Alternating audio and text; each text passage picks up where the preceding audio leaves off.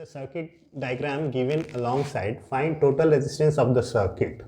Total resistance चाहिए हमें, the total current flowing in the circuit, the potential difference across R1.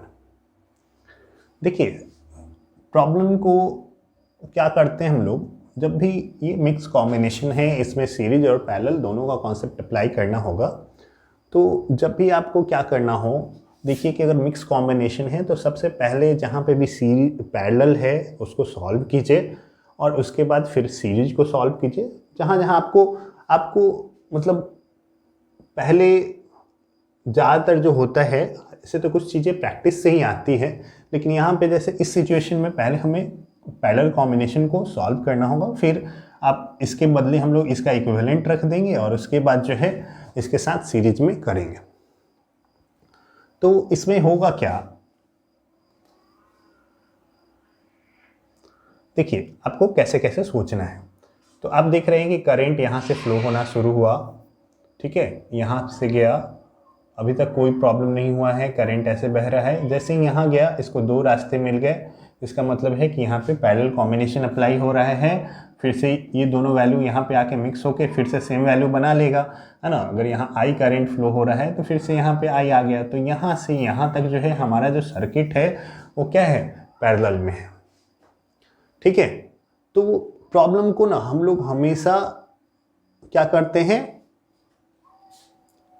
जैसे parallel है तो इसका इफेक्टिव निकालेंगे और उसको हम लोग, देखिए करना क्या रहता है, जो आपको अगर बैटरी से करंट निकालना है ना, तो बैटरी को इससे कोई फर्क नहीं पड़ता कि यहाँ पे कैसे जोड़ा गया है, उसको केवल इस चीज़ से फर्क पड़ता है कि यहाँ पे जो इफेक्टिव रेजिस्टेंस है, जितना भी रेजिस्टर कनेक्ट है उसका इफेक्टिव वैल्यू क्या है, और उसी के हिसाब से जो ओम्स लॉ से वैल्यू आएगा वो उतना उससे फ्लो होगा, है ना। उसका कॉम्बिनेशन क्या है इससे कोई फर्क नहीं पड़ेगा, ठीक है। तो जैसे हम लोग क्या किए कि क्या करेंगे इसमें, तो सबसे पहले करेंगे क्या, तो देखिए मान लीजिए ये R1 है, R2 वो तो दिया हुआ है ना। तो गिवन तो हमारा सॉल्यूशन होगा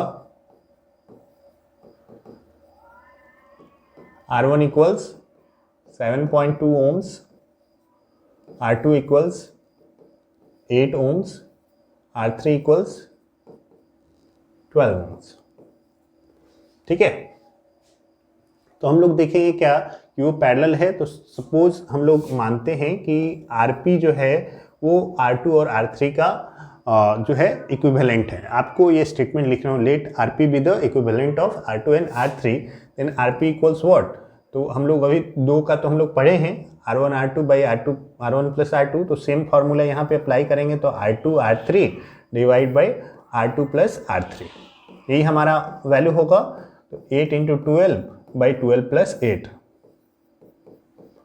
आ जाएगा कितना, 96 बाई 20 ना ओम्स आएगा। इसको उलटने का ज़रूरत नहीं है, ये ऑलरेडी ये आरपी का वैल्यू है, ठीक है। कैंसिल आउट करें तो हमारे पास कितना आ जाएगा, 24/5।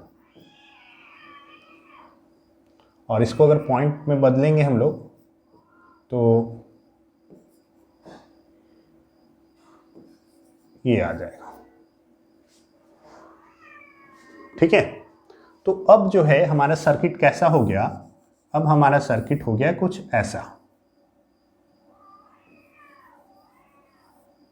ये हमारा आरपी है और यहाँ पे हमारा R1 है, और हमारे पास यहाँ पे जो सप्लाई है वो है 6 वोल्ट का, ठीक है। और ये है 7.2 ओम्स और ये हमारे पास आया है 4.8 ओम। आप जैसे जैसे वैल्यू निकालो वैसे वैसे सर्किट को आप छोटा करते जाएंगे, तो आपके लिए कैलकुलेशन करना जो है वो इजी होता चला जाएगा।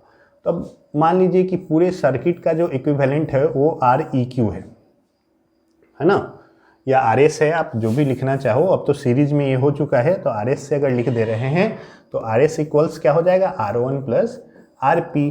तो R1 का वैल्यू है 7.2 और उसके बाद जो है RP का वैल्यू है 4.8। इतना आ जाएगा, कितना आ जाएगा, 12 ओम्स, है ना। तो हमारा अब सर्किट रिड्यूस होके कैसा बन गया, ऐसा।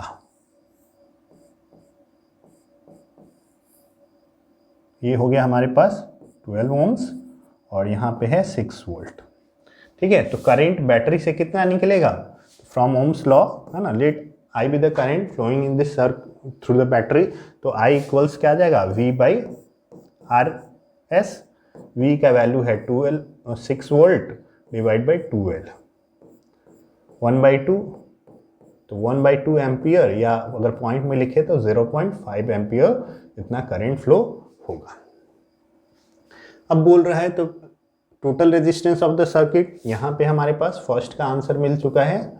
ठीक है, total current flowing in the circuit, यहाँ पे हमारा सेकंड का आंसर मिल चुका है, और हमारे पास था पोटेंशियल डिफरेंस अक्रॉस R1। तो देखिए अब क्या होगा कि अगर पोटेंशियल डिफरेंस अलग अलग वैल्यू जगह निकालना है तो हम लोग फिर यहाँ पे ऊपर से नीचे आए हैं, अब नीचे से ऊपर की ओर फ्लो करें, है ना। यहाँ पे 6 वोल्ट है तो हमको पता है कि यहाँ पे क्या होगा, 6 वोल्ट होगा, क्योंकि एक ही रेजिस्टर लगा हुआ। यहाँ 6 वोल्ट है तो यहाँ पे कुछ वोल्टेज होगा, यहाँ पे वोल्टेज कुछ होगा, इन दोनों का सम 6 के इक्वल होगा। लेकिन आप ये देखिएगा कि ये तो सीरीज सर्किट है और इसका इक्विवेलेंट है, तो इसमें अगर आई करंट फ्लो हो रहा है तो इसमें भी क्या होगा, आई होगा, तो इन दोनों से होके आई ही करंट फ्लो होगा। तो ठीक है, तो V1 का जो फॉर्मूला आएगा, V1 इक्वल्स क्या आएगा, IR1। अगर इसमें निकालना रहता कि यहाँ पे मतलब इसके दोनों एंड पे कितना वोल्टेज आएगा, तो ये आ जाएगा कितना, IRP, है कि नहीं। तो यहाँ से हम लोग नीचे से ऊपर की ओर ध्यान देंगे, अगर कैलकुलेशन करेंगे इस टाइप से तो आप आसानी से कैलकुलेट कर सकते। V1 का वैल्यू क्या आ जाएगा, IR1, है ना। तो V1 अगर मान लीजिए कि है वो पोटेंशियल डिफरेंस वहाँ उसके एंड पे, तो ये आ जाएगा कितना, IR1। तो हमारे पास क्या आ गया, I का वैल्यू है 0.5 एम्पियर इंटू R1 का वैल्यू है हमारे पास 7.2 ओम्स। ठीक है, मल्टीप्लाई कर देंगे तो ये आ जाएगा 3.6 वोल्ट्स। ये हमारा थर्ड का आंसर हो गया। तो इस टाइप से आप प्रॉब्लम को सॉल्व कर सकते हैं।